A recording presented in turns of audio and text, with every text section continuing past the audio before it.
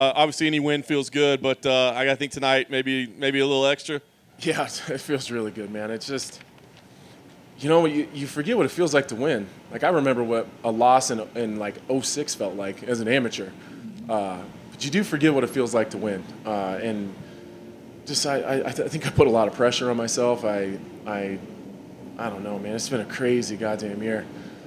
And it hurts even more when you're losing to people that you can beat. Like, had Glover been a 3-round fight, I win that fight. Like, had I not gotten the 2 leg kicks, I'm fairly confident I beat Rakic. It's just both of those guys did great jobs. They're incredible competitors.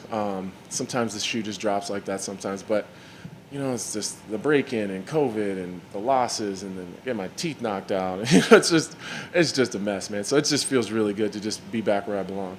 It's interesting because you've bounced back from tough spots so many times in your career. I mean, that's been a hallmark of your career. But this one seemed like extra heavy. I mean, was this one tougher than the other ones? I mean, was this a more difficult spot this time? Yeah. I don't, and I'm not exactly sure why.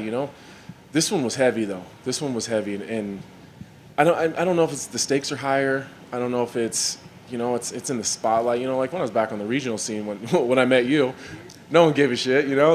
No one cared. I'd lost 3 or 4 in a row, and they were like, whatever. We don't know that guy. But like the whole world's watching when it happens now. And you hear the whispers. It's just, where's his head at? Is he healthy? Is he back too soon? Does he really want this? Is he too focused on the desk? Is he too worried about his pretty teeth? Like I hear it all. You don't want to prove those people right, and that's where the pressure comes. And then it's a spiral down from there because then you're worried about everything else, And tonight I was just focused on reminding myself what it felt like and just going in and just doing what I know I can do, I know what I'm capable of and I just need to do it. Obviously, dominating grappling win for you. Was that always the plan going in, or when he threw that right hand, did you think maybe let's go down to the ground for a little while and not do this? No, I don't even remember him hitting me with the right hand. I don't know how. I guess I'd have to go back and look at it. I don't remember how hard it was. He just closed his distance so fast, so you kind of forced to lean back a little bit, and then anything he's going to hit you with at that point, it's going to kind of knock you off your balance. We've seen him do that in every goddamn fight, and he still hit me with it. We knew it was coming. We talked about it for the last 2 months. And it's still, that's the game, though. You see that takedown, though? I told you guys I can wrestle. I just need to do it.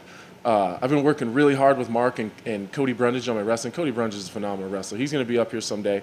I'm 100% confident of that. So, I was confident in those wrestling exchanges. Typically I get to double underhooks and, I'd back out of it and just because who knows, But I got the takedown. He was crazy strong, like we knew.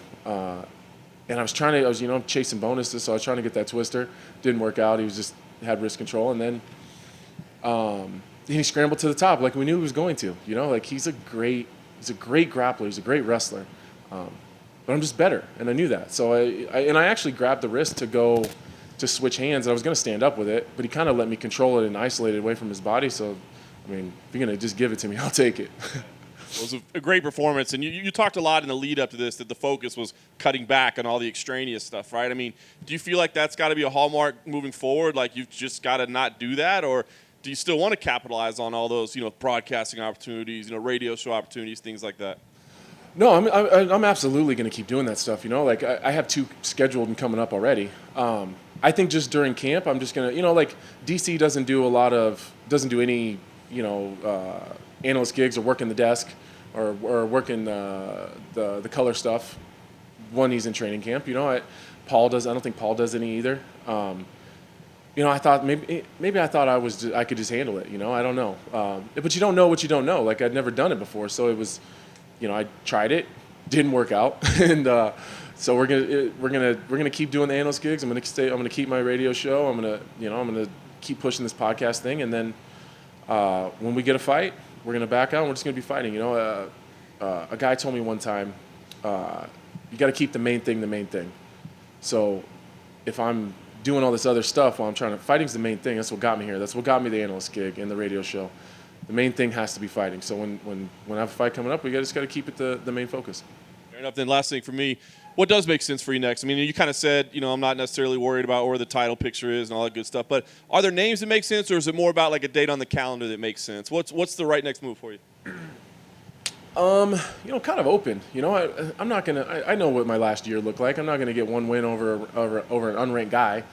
I did to Devin Clark what I'm supposed to do to Devin Clark. Like, I'm not saying that I'm not happy with that win, but if anything other than that happened, we have a problem. So I'm not gonna be the guy that says, I'm fucking next in line. If I got to stay down at the bottom of the rankings for a little while and fight my way back to fighting those top 5 guys, that's what I'll do.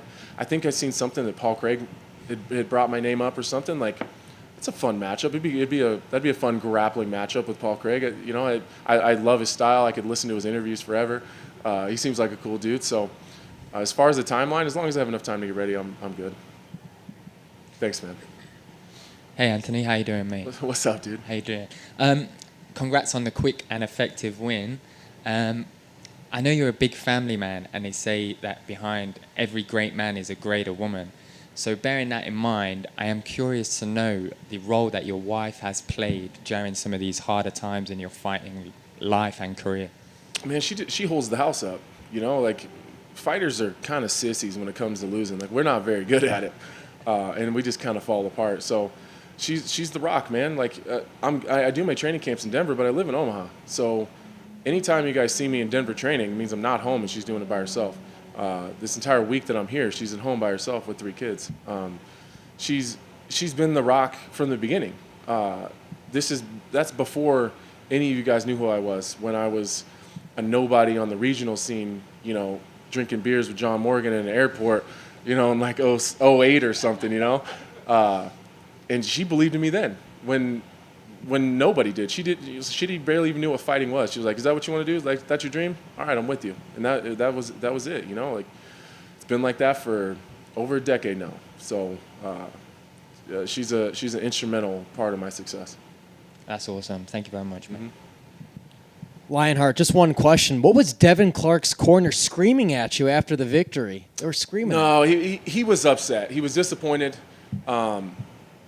I've known him a long time. Like, me and Devin we came up on the regional scene about this, right in the same areas, same shows. We fought on a number of UFC cards together. His dad is a super passionate guy. He's Devin's biggest supporter. So I think he was saying, "God damn it," over and over and over. I went over to him, told him I had nothing but respect for him, and he was like, "No, I wasn't yelling at you." I was like, I know what you were saying. It's not me. I have nothing but respect for Devin and his dad and his entire team, and my condolences go out to him and his family. I hope that they can find some sort of peace somewhere, and I really hope that Devin doesn't look at this as like here I'm going on a soapbox for a second, but I know what it's like to like be needed somewhere else and have to kind of chase your dream and you miss out on that stuff. My best friend died the day before I went to Brazil for my UFC debut, and I still got on the plane. And while you're doing it, you're not sure if that's what you're supposed to be doing. You just feel like that's what they would want. So I hope that he's not regretting staying in camp when she was sick. I hope he's not regretting coming here when he should be back with his family. I'm sure that that's what she would want. I'm sure that's what his family needs. And he's got his name out there. He just fought in the main event. He'll be just fine.